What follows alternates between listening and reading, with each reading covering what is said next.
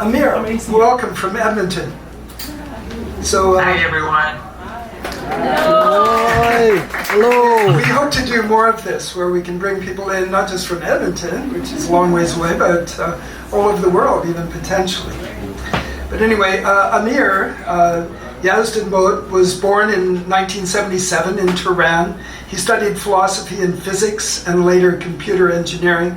He started writing fiction in 2004. His short story From Marcia, the Dear Scoundrel won the Golden Pen Short Fiction Prize in 2007. Mr. Yazdanbod's first collection of short stories, The Portrait of the Incomplete Man, won national book prizes and was reprinted 6 times.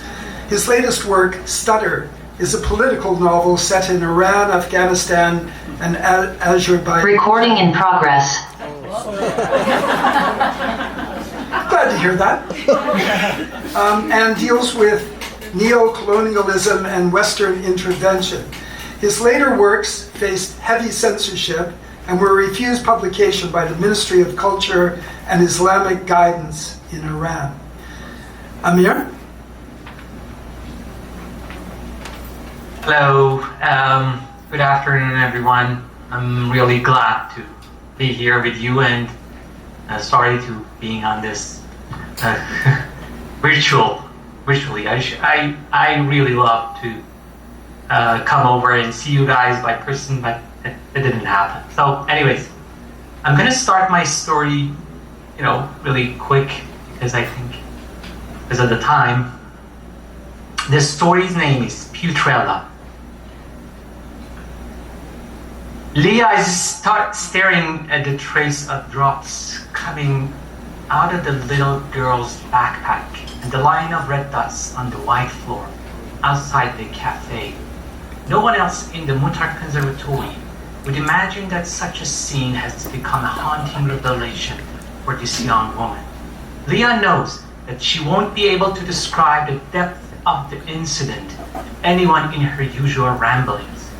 She can only sit still and let the moment spread a pronounced memory in her skull cavities, like the hot and bitter sensation of an oriental spice. As Leah is looking at the red dots, the blonde, baby-haired girl, who looks 4 or 5 years old, searches for her mother in the crowd. Her eyes filled with fright, she bursts into tears and lets out a scream that sounds like a breath that was held for too long. Her mother, looking troubled, runs to her from the other side of the center court. Lucy, honey, I'm here. But none of these changes the bitterness of the revelation visible in Leah's eyes. She's still staring at the line of red dots on the floor.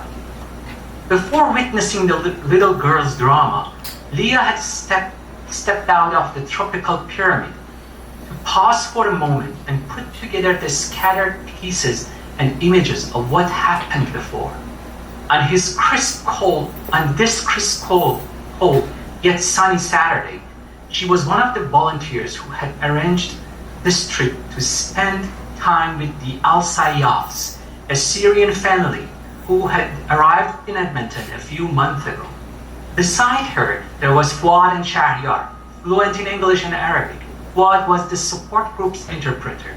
He had immigrated from Lebanon several years ago and now ran a small plumbing company. He worked closely with the sponsors of Al-Sayyafs and visited the family regularly. In the course of the morning, right before the drops had started to fall from Lucy's backpack, a significant incident had unfolded, a moment that must have attracted the local media. When Leah had turned into the parking lot and seen Fuad's van, she knew that the family had already arrived. As she had stepped out of the car, she had seen a couple of cars from local news stations and a few reporters and crew members carrying cameras and sound equipment. She thought they were there for a regular report.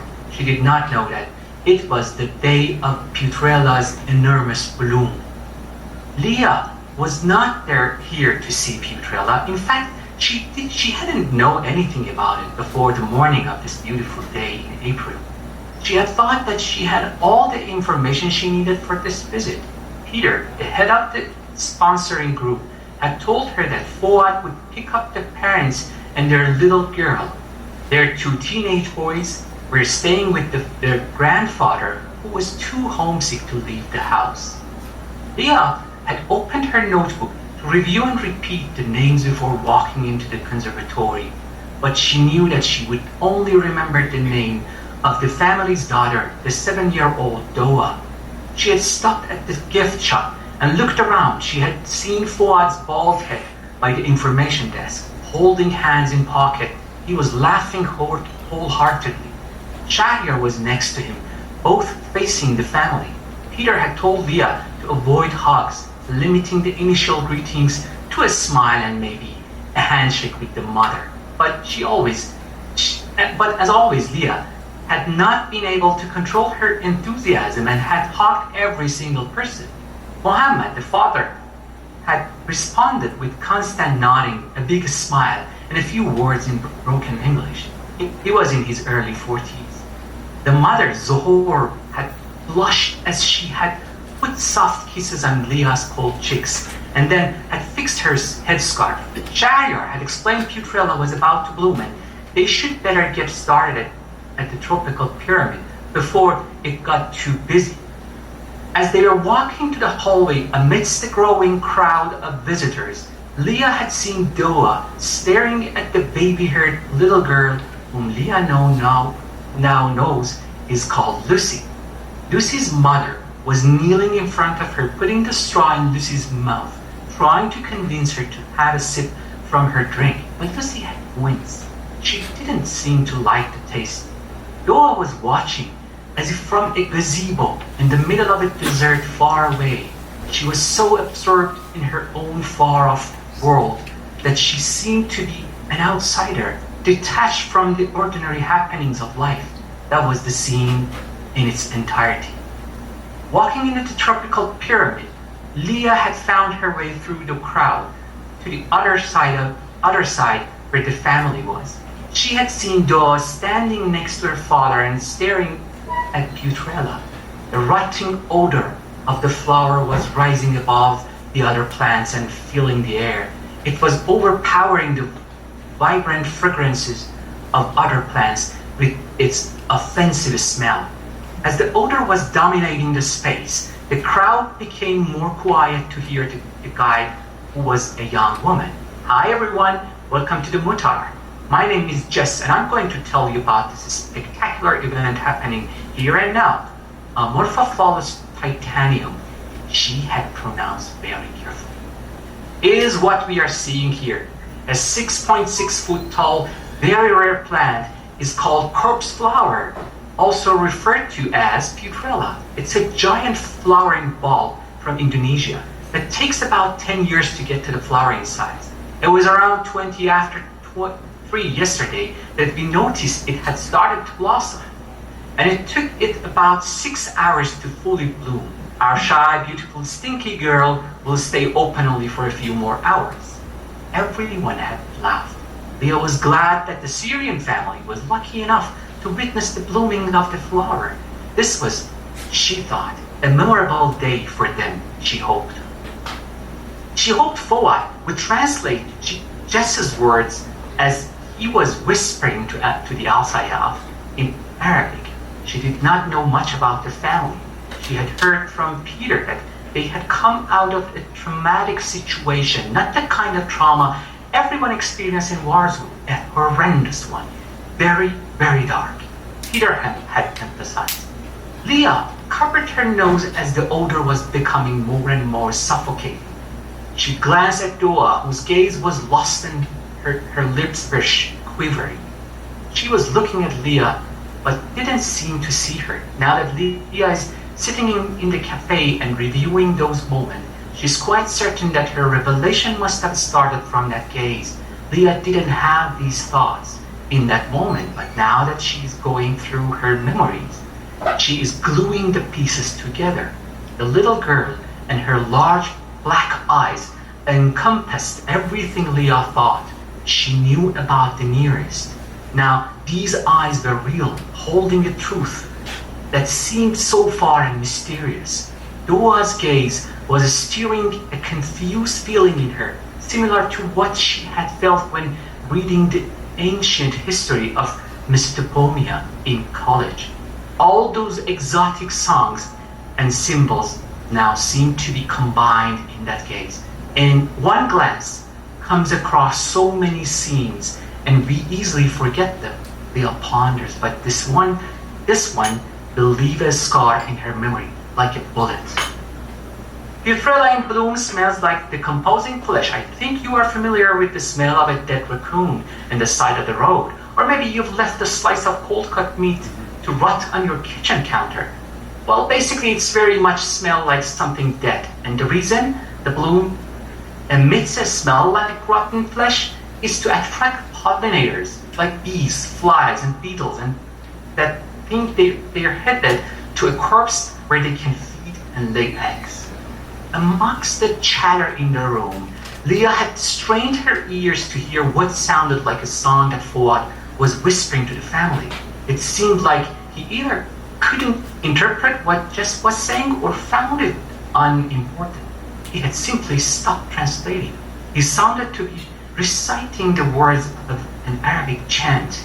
Then he and the Al-Sayyafs had noticed Doa. There was something wrong. Doa had turned away from the corpse flower, looking pale and distracted. Her eyes wandered restlessly, as if looking around in search of something, till her gaze had locked into Lucy's eyes. Lucy was holding her unzipped backpack in one hand and the drink she didn't seem to like in other. Doa had reached back to her shoulders, trying to touch something or maybe scratch her skin. She had looked helpless and started to cry, whispering words that were lost in the thunder of sobs and tears. She had stormed out and the family and had gone after her. People were pointing their cameras and phones at Putrella. She looked like a celebrity on the red carpet posing to a barrage of flashes. Shahriar had looked at Leah and left the pyramid. He had seemed distressed. Leah had gone after him. The family were in the court center. Doa was in her father's arms, looking lost and withdrawn. Fuad had explained to Leah and Shahriar that he would drive them to the basement suite they now called home. They needed rest. In response to Leah's question, he'd said that it all had to do with their journey before migration. He had assured that everything would be fine. Shahriar had nodded. The family were too distraught to say goodbye properly. Leah had stood there and watched the family as they left the building with Fuad. She then had gone to the cafe and found the closest table to the entrance to sit for a moment, as if reaching for a log to hold onto in a storm at sea. She had her head down, lost in waves of images, when Shahriar had pulled a chair and sat in front of her. Fuad told me the family had another child, a girl who was born a few days before their neighborhood in Homs was besieged by armed forces. Apparently, as the explosions and shooting got worse in the battle between ISIS and Assad's army, the family decided to flee.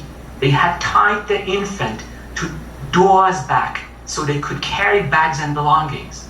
Doa and her grandma were separated from the rest and trapped in a building under fire. No one knows what exactly happened there. Several days later, the White Helmets found Doa carrying the remains of her sister's body on her back. Doa hasn't talked at all since then. The grandma, no one knows. That's all I know. Even if he knew more, it didn't matter. She wanted to be alone. Shahriar left.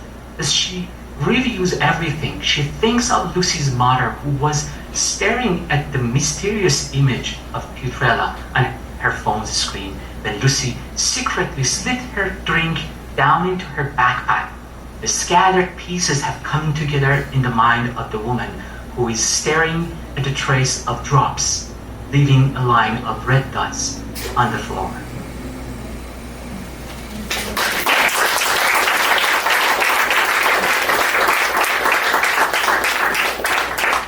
Thank you, Amir. You read your work very well. And this has been successful from Edmonton. This is great. I'm glad. Anyway, thank you so much for that story. Very disturbing. We will move on to our final writer. But Amir, thank you very much. And Thank you for having me. Thanks. you get to watch this, do you, from Edmonton? Do you see what we do? I do. Oh, With the help of Onder, actually.